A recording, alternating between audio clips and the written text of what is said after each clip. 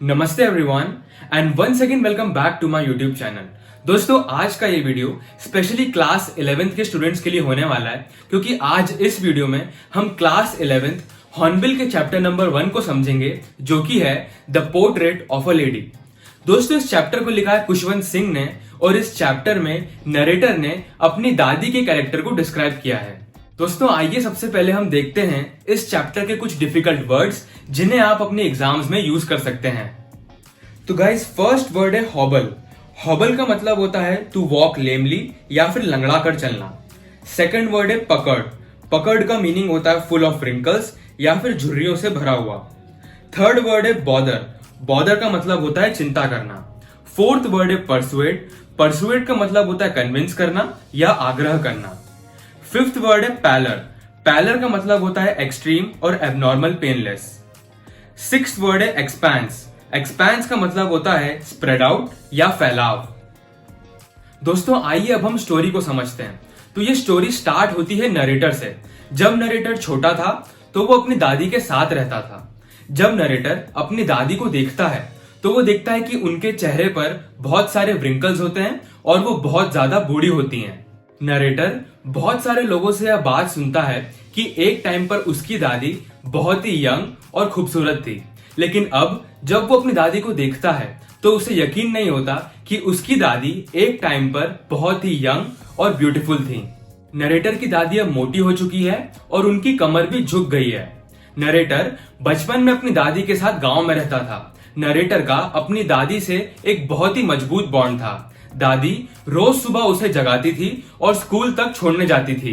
जब नरेटर की दादी उसे स्कूल छोड़ने जाती थी तब वह वहीं पर रास्ते में एक मंदिर में रुक जाया करती थी और माला जपती थी।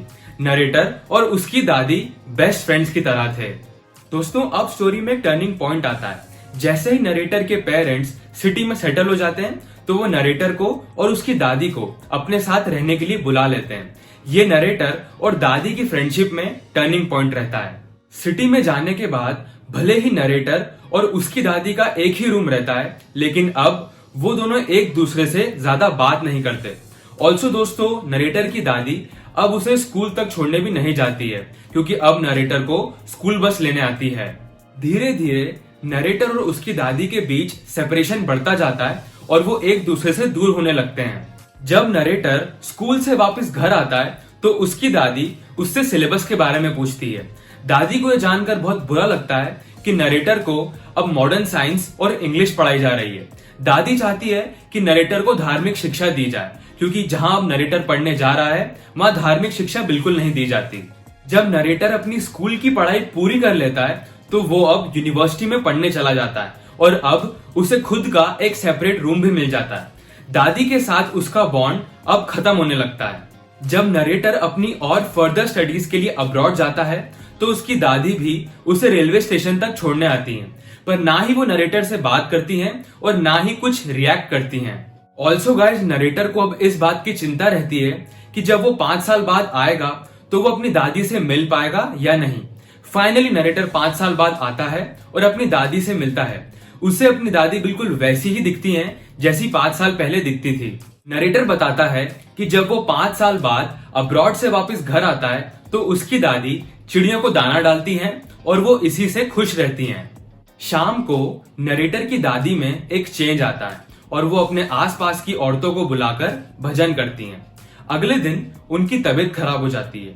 उन्हें माइल्ड फीवर आ जाता है। डॉक्टर कहता है कि वो चले जाएगा, पर दादी को यह समझ में आ जाता है कि उनकी लाइफ का एंड आने वाला है। वो सभी लोगों से बात करना बंद कर देती हैं और माला जपने लगती हैं। थोड़ी देर बाद उनकी लिप्स मूव करना बंद कर देती हैं और माला उनके हाथ से छूट जाती है। नरेटर को अब यह समझ में आ जाता है कि उसकी दादी की डेथ हो गई है।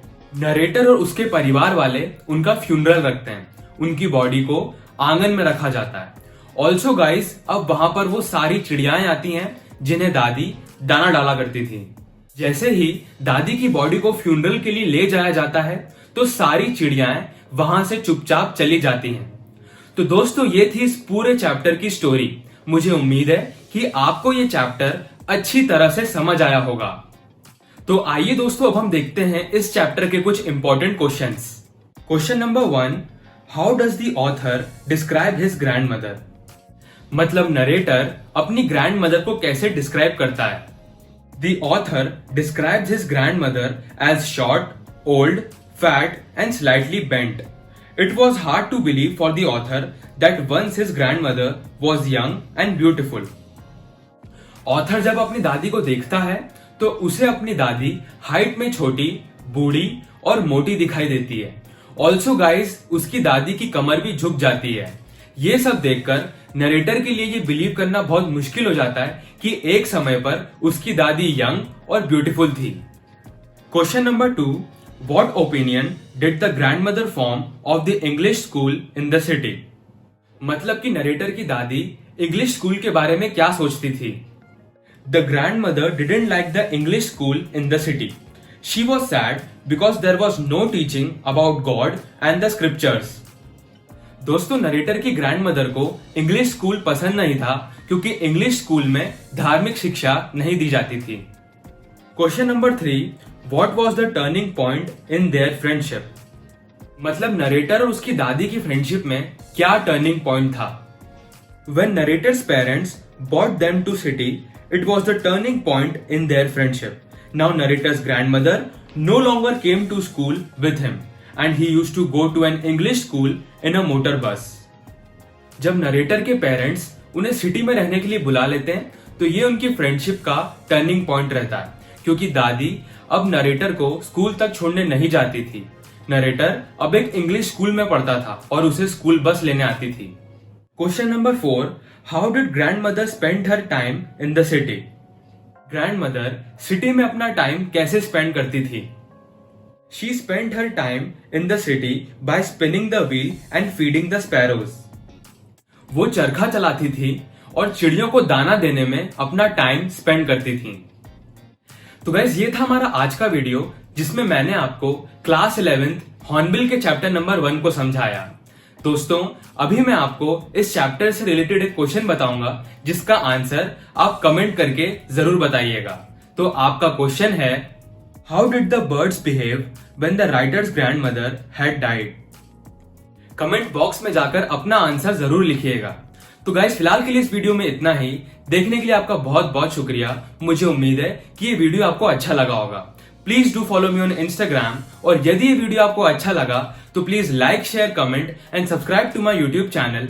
This is Armish Tiwari and I will see you in my next video.